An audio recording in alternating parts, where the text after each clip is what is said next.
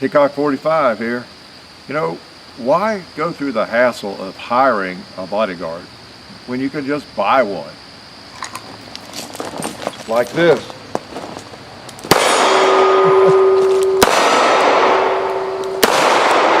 Oh, leak a little more. Probably can't hit that. I was right. Yes, why not just buy a bodyguard? That's what this thing is called in my mind, but let's clarify it, okay? Yeah, we're gonna look at this old style humpback 38 special revolver. Been around a long time, since about the mid-50s, I guess. And it's known by most people, I think, in the shooting world as a bodyguard. But as we know, Smith & Wesson has other purposes for that term, right? The M&P 380 Bodyguard. Now there's another one out now called the Bodyguard. It's a polymer framed, I think, revolver with a laser on it and that kind of thing. So it's a little bit confusing maybe to you. I didn't realize it was confusing, really, to tell you the truth, until I kind of looked into it a little bit more. I just always thought these were the Bodyguard. This was famous, that humpback and the design of it, where you can get to the hammer, oh, like that, but yet it's still concealed. And it looks odd, doesn't it? Just the way it's designed. It's you know, here's the version as it came out, you know, with a hammer, and you can see the difference if you just build a wall up there to cover the hammer. That's what you get. Well, let's fast forward to just what, last year, I guess. As I understand, in 2014, Smith & Wesson came out with a polymer framed firearm like this, and they call it the Bodyguard. Now, it's not like this. It does not have the concealed hammer. I think it's either has a hammer or it's like the Centennial model, I know, but it's called the Bodyguard, and it has I think a Crimson Trace built-in laser. So it's an M&P Bodyguard. That's what they call it, and it was kind of a surprise to me. I was not familiar with that, because this is the firearm that I had always considered the Bodyguard. For decades and decades and decades, and always thought it was very odd looking, and didn't really think I'd ever want one, to tell you the truth, because you know, the Centennial achieves the same purpose, you know, with a totally concealed hammer, and you get the same snag-free benefits there. But I've had a lot of requests to do one of these, and they've become a little more interesting to me over the years. I've picked them up at gun shows here and there. That's kind of an interest. I could live with that. I prefer the Centennial, but this is pretty cool. Why is this design cool? You know the answer already. You can get to the hammer. If it really bothers you that, this is great, works great, but it's double action only, right? With this, you can have your cake and eat it too. You can double action, or you can cock it and get a really fine trigger pull if you want to, all right? And then you still pretty much eliminate that problem of the hammer, snagging on a pocket or clothes. I mean, these are carry guns, let's face it. These are pocket guns, jacket pocket, whatever, and have been since they came about, either for detectives, for backup for police, and they're still used for that, okay? And for concealed carry permit holders, and for, they're just very, very popular, okay? I know semi-automatics kind of rule the day, it seems. A lot of people still carry one of these either as their primary firearm or as a backup firearm, whether in law enforcement or not, all right? So anyway, and during my research, I realized I learned some things I didn't know. Some of those deals, I didn't know what I didn't know until I started digging in. But I learned that term has been used in different contexts and describing different models that I wasn't aware of. That new model, as I was saying, that just came out, I was not aware of that. And it's confusing to me because, of course, you have the semi-automatic little Bodyguard, the 380, which is very, very popular. And I don't think that's in 9, am I even drawing a blank? I believe it's in 380. And, we've shot it here and everything. Nice gun. And it's called the M&P, the Bodyguard, right? So especially younger people or people newer to firearms, when they think of a Bodyguard, that's what they think of, the Smith & Wesson M&P semi-automatic little pistol. and now the newer revolver. So I'm not so sure, but what Smith hasn't, overdone some of these terms. Even M&P has history, and they brought that back. Well, they keep bringing the Bodyguard phrase back, or word. But anyway, these came out. Let me give you a little quick history. The J-frame, the Chief Special, came out around 1950. Look, something like that, right? That's an old one right there. And then in that configuration, pretty much a steel frame. And then it came out in a lightweight version, but it had the hammer, and for the manner in which people were using it and carrying it, in a pocket or something. Yeah, I don't imagine you had all these great pocket holsters back then either that we have now. That hammer was kind of a snag issue. And so the Bodyguard came out in 55, I think, just like this. And it came out in an airweight version, like this, okay? But it wasn't stainless, but it was a lightweight frame, okay? So it was introduced in kind of this configuration, a lightweight firearm, with this hump back. So pretty new, pretty unusual, pretty strange, but there was a need to do something about that hammer snagging, and this kind of solved it, all right? So I'm gonna put some lead bullets in it to shoot it now. And that was kind of how it evolved. They wanted something that wouldn't snag in the pocket. And this firearm, is pretty much snag free. You want me to put it in my lint-filled pocket and demonstrate? Put my ears on. Now, I'm not going to shoot it a whole lot, and I don't think I can set any world records shooting it. Let's try that. And I'm going to go ahead and fire double action primarily. Whoa! Trying to get me. Let me try. Well, I'll go ahead and cock it and try that green one. There we go. So that helps a little bit. I may have to walk down there and shoot those guys point blank, to tell you the truth. I think I have another round, maybe not. I did. Okay. I think I saw that one a hair to the left. Just holds 5, of course. So neat little guns, as revolvers are. We all know that. They just get the job done, and they're simple. Magazine's always there, but they just hold 5 rounds. All right, just 5. But so 55, that thing came about, and they called it I think the Bodyguard 38 Special or something. That was the name of it, and that was for 2 or 3 different years. Then they, I think, gave it a name, a number, the 38 in the late 50s. Gave it a model number. Well, you can imagine that thing's pretty distinctive looking, and it was probably very welcomed by a lot of people. Once you name something, it's called a certain thing, like Bodyguard 38 or whatever. It's hard to change, isn't it? If you ever had a nickname or something, it's hard to get rid of it. So that's the reason I've always heard them referred to as the Bodyguard, because most people, that's what they call the things, not Model 38. Even though that's what this one is. Now this is specifically a 638 because it's stainless, As you can see, the Model 638-3, it's a new one. So it is a Model 38.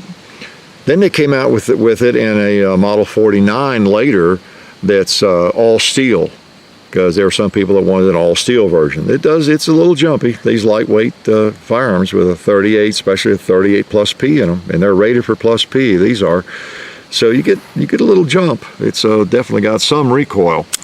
It's not easy to shoot a little gun like this. A lot of people, again, as an aside, go to a gun shop new to firearms and want to, whether male or female, and they want to buy a firearm. I like that one. That's about the size I want. I want to learn to shoot. 38 Special, I've heard, is not too bad.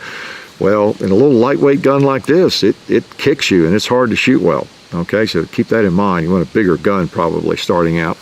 But they are handy. Once you become even semi-proficient with one of these, it's very light. You don't know you have it. It's that kind of deal. And of course, I'm trying to hit 2 liter there further away. These guns are designed for self-defense primarily, up very close. And so that's really what they're all about. Okay, so it doesn't matter. I can't really judge it. If I can't hit the gong, or I can't hit a 2 liter, at 25 yards or whatever, that really should not matter, because the firearm, yeah, I won't get too close. Well, I'll get it here in that jug. So they're really designed for, of course, I've got a pocket holster, my Kramer on this one I've had forever. They're really designed for up very, very close and dirty. Like that can right there is threatening me, it's about to kill me. The holes in it, same with that. The cowboy.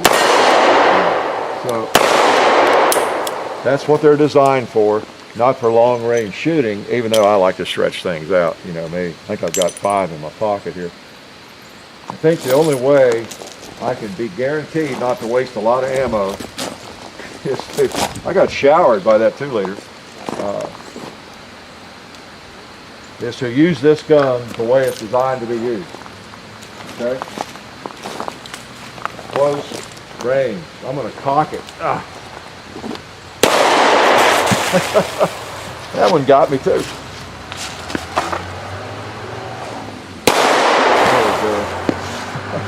Well, this thing just holds 5. I can't stand back there and just blink at it until I hit it, you know, without having to load 6 or 7 times. Oh, Mr. Cowboy, you're only wounded. Yeah. They will get the job done, okay? They will get the job done. We'll shoot just a couple more times. I mainly wanted to bring this to you because some of you may not be familiar with it. The Centennial models, more or less, have, I think, kind of taken over in terms of concealed hammer options like this. This is one of my favorite little guns. It just is, that little 642. Lots of you have them probably. You know what I mean. And actually on this double action, single action issue, I can pull that thing back. I know pretty much when it's going to break. And it's not really an issue anyway. So I don't really need this hammer, have access to the hammer. But it's another option. Some people would rather have that. But this gun has kind of, I think, I don't know if it's replaced this, because they probably still sell a lot of these Model 38s, dare I say Bodyguard. It'll always be a Bodyguard to me, okay? But that's kind of how they kind of evolved, and they're still made today. You know, the options in these little handguns, these little revolvers are out there in every kind of material made, not just from Smith & Wesson, but, you know, from Taurus and others, and scandium and titanium, and a million options. If you go to the, I've said this before, I think, if you go to the Smith & Wesson page on these little J-frames and look at the options, it'll make you dizzy. Just so many and different materials, and most of them are pretty cool. They work. If you get one that's really light though and too big a caliber, you might be sorry. They make these things, and not these, but they make a lightweight 44 Magnum and 44 Special and everything else. So you could quickly end up with something that has more recoil than you want, believe me, because these things do jump a little bit. I've got some Plus Ps. Yeah, a lot of you even got them in, ooh, Bianchi speed strips. Look at that. I don't know if y'all are familiar with that. I think I've shown you all these before. So this is the way, if you're carrying a revolver, this is usually what I do instead of the round ones. You just stick in there and peel them off. These are new ones. I've had some of these around so long that they were out in the barn, and they actually dry rotted. And I was using one day, and it just broke in half. And those are made well. I've always liked those. Now these are Plus Ps, and this firearm is rated for them. Now whether your hand is rated for them, that's another matter, right? See if I can hit that coffin there. Oh, I won't cock it. Let's just go double action.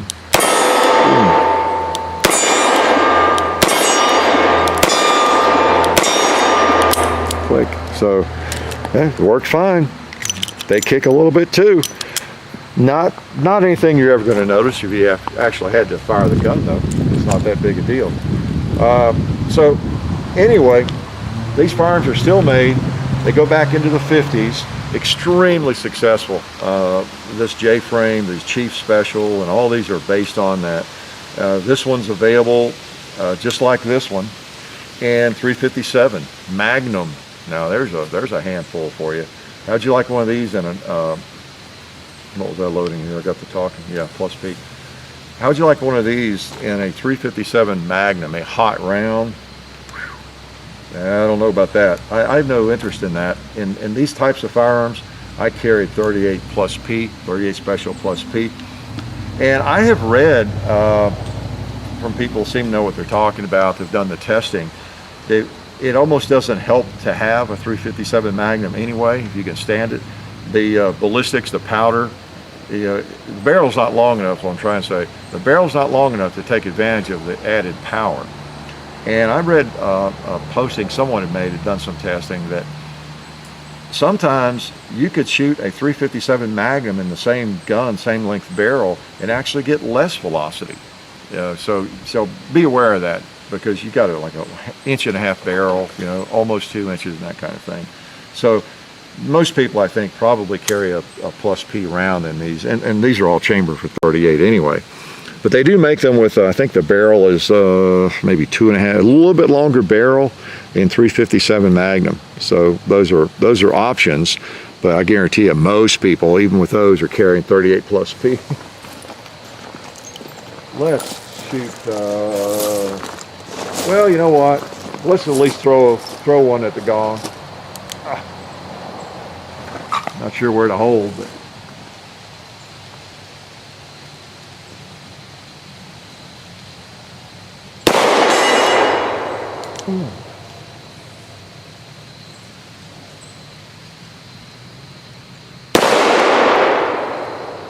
I'll bring him up a little bit.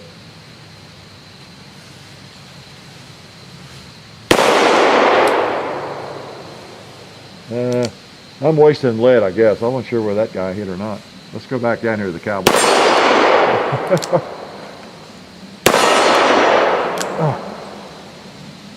Click. I'm kind of pulling left a little bit with it. But again, up close and dirty, it just doesn't matter. And that's where these things really shine. The fact that you just don't know you have them, they're so light. Everybody see how empty that is? There's no rounds in it at all. Okay, you see that? Okay, I just wanted to make sure you knew that, because I'm going to stick it in my pocket, my shirt pocket. I mean, you can almost do that. You notice it doesn't like pull my shirt way down. Well, I got splattered, didn't I? It's that kind of firearm. It's just very, very light. You can, not that you carry it like that, but a firearm that will fire a 38 caliber bullet, a 38 plus P, which is no slouch, and that you just don't know you have, is going to be appealing. And that's why they've always been appealing as backup firearm, no doubt about that. But that's just a kind of an unusual one. I thought I'd show you if you hadn't seen that before, hadn't fired it. Let you know what I think about it. It's fine. I could live with that, as just like the Centennial model there, but I prefer the Centennial model. You notice someone shaved the hammer off on that one a little bit for that reason. They carved some of the spur off of it, and that's just a natural a desire, because they're so small. They're kind of pocket firearms. Always have been, I guess. And of these two, I still prefer the 642. If I were going to buy one today, I would buy that over this. But this is a nice little option, and it's still snag free. And if you think you're just gonna need and want that single action to be able to cock that hammer and pull the trigger, it'll do that for you. Pretty neat little gun. Kind of ugly. It's always appeared really odd. They're so quick to spot, aren't they? If you're looking at a display case in a gun shop, and there's usually lots of little revolvers, you can't miss them. You can't miss them. They're so distinctive with that hump back. And because of that appearance, I've always thought that what an awkward thing to hold that would be. But it's really not. It's no different. Okay, I'll pretty much verify that for you, if nothing else. It feels really the same. So it's just strictly the appearance of it, more than anything. Okay. So anyway, what I call the Bodyguard, but it started out, or at least after it was out for a couple of 3 years, it became the Model 38. Okay, in the alloy frame, and then they came along with a steel frame, the 49. This one, because it's stainless and alloy, it is the 638.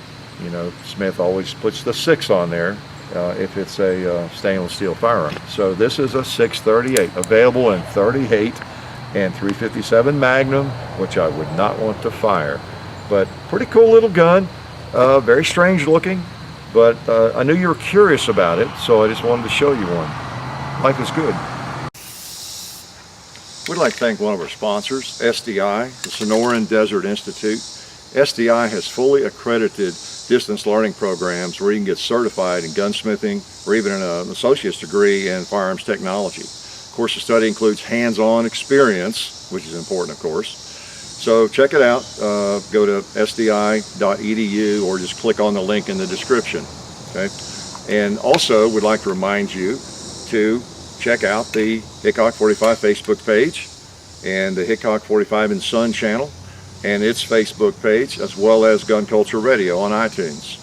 Now remember all this, because I'm coming to your house randomly over the next year or two to give you a quiz on it, okay?